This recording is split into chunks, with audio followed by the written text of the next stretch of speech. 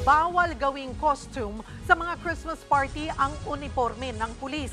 Tulad ng ginawa ng isang executive ng kumpanya na ang ginagaya lang daw ay si Coco Martin. Nasa frontline ng balitang yan, si Brian Castillo.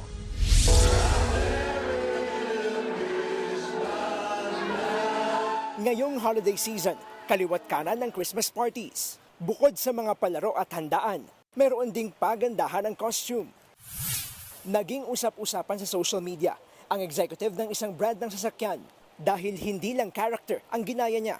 Nagbihis siya bilang isang pulis. Kumpleto mula sa asul na uniform, nameplate at patch pa ng Special Action Force. Ayon sa Philippine National Police, bawal yan. Hindi kasi pwedeng magsuot ng police uniform ang mga sibilyan, lalo na kung gagamitin lang ito sa party.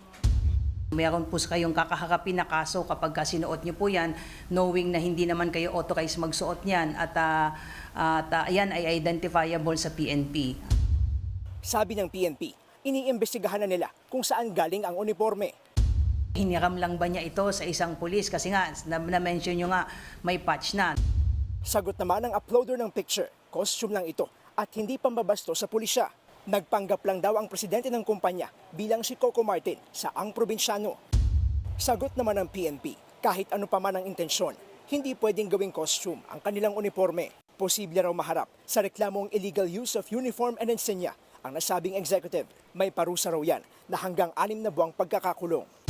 Let us beware na bagamat ito ay for fun lang, but this will not sit well with the PNP. Nagbabalita mula sa Frontline, Brian Castillo, News 5. Mga kapatid, Cheryl Cosim po, huwag maging huli at maging una sa lahat sa balitaan.